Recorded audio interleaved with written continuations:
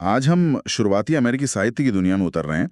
हमारे पास जो सामग्री है वो एक अकादमिक लेक्चर के नोट्स हैं जो इस विषय की बिल्कुल जड़ों तक जाते हैं। लेकिन जब मैंने ये नोट्स पढ़े तो एक बात दिमाग में अटक गई। ये वो साहित्य है ही नहीं जिसके बारे में हम आमतौर पर सोचते हैं। बिल्कुल। जब हम साहित्य या लिटरेचर शब्द सुनते हैं तो दिमाग में शेक्सपियर, महान उपन्यास, कविताएं, मतलब कल्पना की उड़ानें, ये सब आता है। लेकिन यहाँ कहानी बिल्कुल ही अलग है। ये साहित्य कला के लिए नहीं लिखा गया था। हाँ, ये कला, कल्पना या व्यक्तिगत भावनाओं के बारे में है ही नहीं। ये अस्तित्व, विश्वास, अनुशासन और एक समुराय बनाने के स्ट्रगल के बारे में है। असल में ये पूरा का पूरा साहित्य एक ही सवाल का जवाब ढूंढ रहा था। एक नई जमीन पर, यूरोप से इतनी दूर, हम हैं कौन? और यही बात इसे इतना फैसिनेटिंग बनाती है। ये सिर्फ कहानियां या कविताएं नहीं थी, ये एक नए देश के वैल्यूज की नींव रख रहा था। उस दौर में साहित्य को एक मकसद पूरा करने वाला टूल माना जाता था, कोई खूबसूरत सजावट की चीज नहीं। हर शब्द का एक काम था, एक लक्ष्य था। तो चलिए इस टूल को बनाने वालों से शुरू करते हैं। सबसे प्रभावशाली समूह जिनके बिना इस साहित्य को समझना नामुमकिन है, प्यूरिटन्स। ये कौन थे और उनकी सोच ने इस साहित्य को इतना अलग क्यों बनाया? देखिए, प्यूरिटन्स अंग्रेज प्रोटेस्टेंट्स थे जो इंग्लैंड के चर्च को शुद्ध, मतलब प्योरीफाई करना चाहते थे। उन्हें लगता था कि चर्च अभी भी कैथोलिक परंपराओं से बहुत ज्यादा प्रभावित है। तो धार्मिक आज़ादी और नए आर्थिक मौकों की तलाश में वे अमेरिका आ गए। उनका समाज बहुत सख्त, अनुशासित और पूरी तरह से धर्म पर टिका हुआ था। उनके लिए जिंदगी का हर छोटा बड़ा पहलू ईश्वर से जुड़ा था। ठीक है, तो उनका पूरा जीवन धर्म के इर्द गिर्द घूमता था। लेकिन नोट्स में उनकी कुछ ऐसी मान्यताओं का जिक्र है जो आज हमें थोड़ी अजीब लग सकती हैं, जैसे कि प्रीडेस्टिनेशन। मुझे ये बात समझ नहीं आई। अगर उनका मानना था कि स्वर्ग कौन जाएगा ये पहले से ही तय है, तो फिर इतनी मेहनत करने का, इतना अनुशासित जीवन जीने का क्या मतलब? हाँ, ऐसा लगता है जैसे आप एक मैराथन दौड़ रहे हैं जबकि विजेताओं की घोषणा पहले ही हो चुकी है। ये मिलियन डॉलर सवाल है। और इसी विरोधाभास ने उनकी पूरी मानसिकता को चलाया। आप बिल्कुल सही हैं। वे मानते थे कि ईश्वर ने पहले ही तय कर लिया है कि किसे मोक्ष मिलेगा। आपके अच्छे या बुरे काम इसे बदल नहीं सकते। तो फिर मेहनत क्यों? क्योंकि उनका मानना था कि कड़ी मेहनत और दुनिया में सफलता आपको मोक्ष दिला नहीं सकती, लेकिन ये इस बात का इशारा या क्लू हो सकती है कि आप शायद पहले से ही चुने हुए लोगों में से हैं। अच्छा, तो ये अपनी किस्मत बदलने के लिए नहीं था, बल्कि ये जानने के लिए था कि आपकी किस्मत में क्या लिखा है। ये तो एक तरह का, मतलब लगातार एक साइकोलॉजिकल स्ट्रेस हुआ। बिल्कुल। और इसी स्ट्रेस को दो और बातें बढ़ाती थीं। एक था ओरिजिनल सिन, यानी ये मानना कि एडम और ईव के पाप की वजह से हर इंसान पैदाइशी तौर पे पापी है। और दूसरा, कड़ी मेहनत। उनके लिए खाली बैठना पाप करने जैसा था। तो आप लगातार मेहनत कर रहे हैं ये साबित करने के लिए कि आप ईश्वर के चुने हुए लोगों में से हो सकते हैं, जबकि आप अंदर से मानते हैं कि आप स्वभाव से पापी हैं। इसी तनाव ने ही उनके साहित्य को जन्म दिया। अब समझ आया। इस माहौल में मनोरंजन और कल्पना के लिए तो कोई जगह ही नहीं बची होगी। जरा भी नहीं। साहित्य का सिर्फ और सिर्फ एक ही मकसद था, ईश्वर और धर्म की सेवा करना। इसका काम था लोगों को बाइबल के सिद्धांत सिखाना, उन्हें सही रास्ते पर चलाना और समाज में डिसिप्लिन बनाए रखना। हर कविता, हर डायरी, हर उपदेश का एक प्रैक्टिकल और आध्यात्मिक लक्ष्य था। तो अगर ये एक टूल था, तो इसका डिजाइन कैसा था? मतलब ये टूल लिटरेचर असल में दिखता और सुनता कैसा था? नोट्स में सादी शैली या प्लेन स्टाइल का जिक्र है। हाँ, और ये सादी शैली सिर्फ एक लिखने का तरीका नहीं थी, ये एक नैतिक और राजनीतिक बयान था। उनके लिए फैंसी भाषा, अलंकार और बड़ी बड़ी बातें सिर्फ ध्यान भटकाने वाली चीजें नहीं थी, वो पाप थीं। ये सब उन्हें उन भ्रष्ट और घमंडी यूरोपीय दरबारों की याद दिलाती थी जहां से वे भागकर आए थे। ओहो, तो सीधी सरल भाषा का इस्तेमाल करना उनके पुराने तौर तरीकों के खिलाफ एक तरह का विद्रोह था। हर सादा वाक्य उनकी नई शुद्ध दुनिया बनाने की एक कोशिश थी। एग्जैक्टली। तो इसकी कुछ खास पहचान थी। पहला, पूरा फोकस धर्म पर।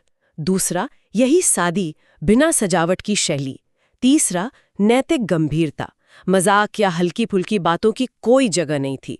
चौथा, एक प्रैक्टिकल मकसद। और पांचवा, एक उपदेशात्मक लहजा, मतलब हर चीज में कोई ना कोई लेसन या सीख देने की कोशिश होती थी। और ये साहित्य किन रूपों में सामने आया? मुझे नोट्स में कैद की कहानियां यानी कैप्टिविटी नैरेटिव्स का जिक्र बहुत दिलचस्प लगा। ये उस जमाने की बेस्ट सेलर थीं। ये 7वीं सदी के ट्रू क्राइम पॉडकास्ट जैसा कुछ था क्या? आपका एनालॉजी बिल्कुल सही है। ये उस जमाने की सबसे सेंसेशनल चीज थी। लेकिन उस पर आने से पहले सबसे आम रूप की बात करते हैं। उपदेश, सर्मन्स। ये उस दौर का सबसे जरूरी लिटरेरी फॉर्म था। चर्च में दिए जाने वाले ये भाषण ही लोगों की सोच को आकार देते थे। और मजेदार बात यह है कि अमेरिका की प्रोज राइटिंग स्टाइल की नींव इन्हीं उपदेशों ने रखी। यानी उस समय के बेस्ट सेलर लेखक पादरी थे? एक तरह से, हाँ। इसके अलावा लोग डायरी और जर्नल भी लिखते थे। लेकिन ये आज की डियर डायरी जैसी नहीं थी, जहां लोग अपनी भावनाएं लिखते हैं। वे अपनी आध्यात्मिक तरक्की या गिरावट का हिसाब रखते थे। वो हर घटना में ईश्वर का हाथ ढूंढते थे। आज मेरी फसल खराब हो गई, शायद ईश्वर मुझसे किसी बात पर नाराज है। इस तरह की बातें होती थीं। और आत्मकथाएं भी थीं, लेकिन उनका मकसद भी खुद की बड़ाई करना नहीं था। बिल्कुल नहीं। आत्मकथाओं का फोकस किसी व्यक्ति की उपलब्धियों पर नहीं, बल्कि उसकी आध्यात्मिक यात्रा पर होता था। वे यह दिखाने के लिए लिखी जाती थीं कि कैसे ईश्वर ने उनकी जिंदगी में दखल दिया और उन्हें पाप के रास्ते से हटाया। मकसद था ईश्वर की महिमा का बखान करना, अपना नहीं। चलिए अब उन कैद की कहानियों पर वापस आते हैं। ये इतनी बड़ी हिट क्यों थी? आप कल्पना कीजिए, आप एक छोटी अलग थलग बस्ती में रह रहे हैं, जिसके चारों ओर एक ऐसा जंगल है जिससे आप डरते हैं। फिर एक किताब छपती है जो आपके ही किसी पड़ोसी ने लिखी है, जिसे मूल अमेरिकी जनजातियों ने पकड़ लिया था और वो जिंदा बचकर वापस आ गया। ये कहानियां डरावनी थीं। ये आपके सारे डर को सही साबित करती थीं, लेकिन इनमें एक हीरो की यात्रा भी थी। ईश्वर में विश्वास ने बंदी को जिंदा रखा। तो इसमें एडवेंचर, हॉरर और धार्मिक प्रोपोगेंडा सब कुछ एक साथ था। All rolled into one. और ये मूल निवासियों की जमीन पर कब्जा करने को सही ठहराने का एक बहुत असरदार तरीका था। ये कहानियां दिखाती थीं कि हम सभ्य लोग इन जंगली लोगों के बीच ईश्वर का काम कर रहे हैं। तो ये पब्लिक में खास तरह का मैसेज देने वाला साहित्य था। लेकिन क्या हमें किसी के निजी लेखन में इस दुनिया की कोई झलक मिलती है? चलिए कुछ प्रमुख लेखकों की बात करते हैं। नोट्स में जॉन विंथ्रॉप और उनके पहाड़ी पर बसे शहर यानी सिटी अपॉन अ हिल के विचार का जिक्र है। ये विचार आज भी अमेरिकी राजनीति में सुनाई देता है। बिल्कुल। जॉन विंथ्रॉप मैसाचुसेट्स बे कॉलोनी के पहले गवर्नर थे। उन्होंने अमेरिका आते हुए जहाज पर एक मशहूर भाषण दिया, ए मॉडल ऑफ क्रिश्चियन चैरिटी। इसी में उन्होंने कहा कि उनकी नई बस्ती दुनिया के लिए एक पहाड़ी पर बसे शहर जैसी होगी, जिस पर सबकी नजरें होंगी। मतलब उन्हें एक ऐसा आदर्श ईसाई समाज बनाना था जो पूरी दुनिया के लिए एक मिसाल बने। ये विचार कि अमेरिका की दुनिया के प्रति एक खास जिम्मेदारी है, उसकी जड़ें यहीं हैं। ये तो बहुत बड़ा दबाव रहा होगा, पूरी दुनिया के लिए एक मिसाल बनना। लेकिन ये तो पब्लिक मैसेज हो गया। क्या कोई ऐसा लेखक था जिसके एक काम में हमें पर्दे के पीछे की कहानी, व्यक्तिगत संघर्ष दिखाई देता हो? बहुत अच्छा सवाल है, और इसका सबसे बेहतरीन उदाहरण है एन ब्रैडस्ट्रीट, अमेरिका की पहली महत्वपूर्ण महिला कवयित्री। उनके काम में हमें वो दरारें दिखती हैं। वो उस दिखावे वाले पवित्र समाज के पीछे के व्यक्तिगत संघर्ष को दिखाती हैं। अच्छा, तो वो कैसे, मतलब इस सख्त माहौल में अपनी निजी भावनाओं के बारे में लिख पाई? यही उनके काम को खास बनाता है। वो परिवार, अपने पति से प्यार और घरेलू जीवन जैसे विषयों पर लिखती थी, लेकिन उनकी भावनाएं हमेशा धर्म के दायरे में बंधी होती थीं। एक बहुत मशहूर उदाहरण है, जब उनका घर जलकर राख हो गया तो उन्होंने एक कविता लिखी। उसमें उन्होंने अपने दुख को, अपनी चीजों के खोने के दर्द को जाहिर किया, लेकिन कविता का अंत इस बात से होता है कि सब कुछ ईश्वर का दिया हुआ है और उसे वापस लेने का पूरा हक है। तो आप एक ही समय में उनके व्यक्तिगत दुख और उनकी गहरी आस्था दोनों को महसूस कर सकते हैं।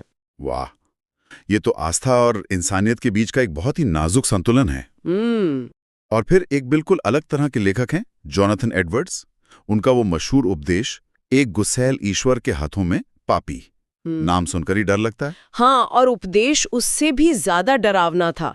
एडवर्ड्स ग्रेट अवेकनिंग नाम के एक बड़े धार्मिक आंदोलन के नेता थे, और वो अपनी बातों से लोगों के दिलों में गहरा असर पैदा करने के लिए जाने जाते थे। उस उपदेश में ऐसा क्या था? उन्होंने पापियों की तुलना एक मकड़ी से की, जिसे ईश्वर एक धागे से आग के एक बड़े गड्ढे के ऊपर लटकाए हुए है।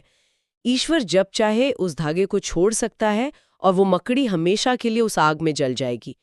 ये इमेज इतनी शक्तिशाली थी कि लोग उपदेश सुनते सुनते चीखने लगते थे। बाप रे, ये तो कोई उपदेश नहीं, ये तो साइकोलॉजिकल हॉरर है। इस तस्वीर को कोई जिंदगी भर नहीं भूल सकता।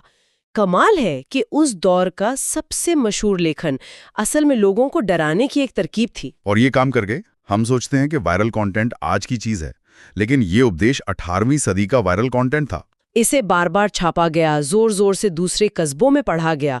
ये जंगल की आग की तरह फैला। और हमें विलियम ब्रैडफोर्ड को भी नहीं भूलना चाहिए, जिनकी किताब ऑफ प्लाईमाउथ प्लांटेशन में उन्होंने प्यूरिटन बस्तियों के शुरुआती सालों को ऐसे दिखाया है जैसे ये सब ईश्वर की किसी बड़ी योजना का हिस्सा हो। हर मुश्किल एक परीक्षा थी और हर कामयाबी ईश्वर का आशीर्वाद। तो ये साफ है कि ये साहित्य एक बहुत ही खास मकसद के लिए, एक बहुत ही सीमित दायरे में लिखा गया था। तो फिर इसमें कमियां क्या थीं? हम किन की कहानियां नहीं सुन रहे हैं? हाँ, इसकी सीमाएं थीं और उन्हें जानना जरूरी है। पहली बात, विषय बहुत संकीर्ण थे, लगभग पूरी तरह से धर्म पर केंद्रित। कल्पना और कलात्मक आज़ादी को शक की नज़र से देखा जाता था। लेकिन सबसे बड़ी और सबसे ज़रूरी बात, इसमें मूल अमेरिकी आवाज़ों को पूरी तरह से बाहर रखा गया था।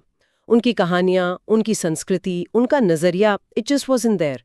उन्हें या तो शैतान की तरह दिखाया गया या फिर ऐसे बेचारे लोगों की तरह जिन्हें सभ्य बनाने की जरूरत है। इन कमियों के बावजूद इसकी विरासत क्या है? इसने अमेरिकी समाज और साहित्य पर क्या असर छोड़ा जो आज भी दिखता है? इसकी विरासत बहुत गहरी और कॉम्प्लेक्स है। एक तरफ इसने अभिव्यक्ति को सीमित किया, लेकिन दूसरी तरफ इसी साहित्य ने उन अमेरिकी मूल्यों की नींव रखी जिनके बारे में हम आज भी सुनते हैं। कड़ी मेहनत का सम्मान, नैतिक जिम्मेदारी, समुदाय की भावना और एक बड़े मकसद के लिए जीने का विचार। अमेरिकी साहित्य में जो आत्मविश्लेषण और नैतिक सवालों से जूझने की परंपरा है, उसकी जड़ें यही हैं। तो संक्षेप में कहें तो शुरुआती अमेरिकी साहित्य कला के बारे में कम और जिंदा रहने की जद्दोजहद के बारे में ज्यादा था। ये एक नई दुनिया में पहचान बनाने, एक समाज को जोड़े रखने और ईश्वर की नजरों में खुद को सही साबित करने का एक जरिया था। बिल्कुल। प्यूरिटन मान्यताओं ने इसकी शैली, विषय और मकसद को तय किया। उस समय के लेखक कलाकार नहीं थे, वे टीचर्स, इतिहासकार और गाइड थे, और अनजाने में वे एक नए राष्ट्र की पहचान की पहली ईंटें रख रहे थे।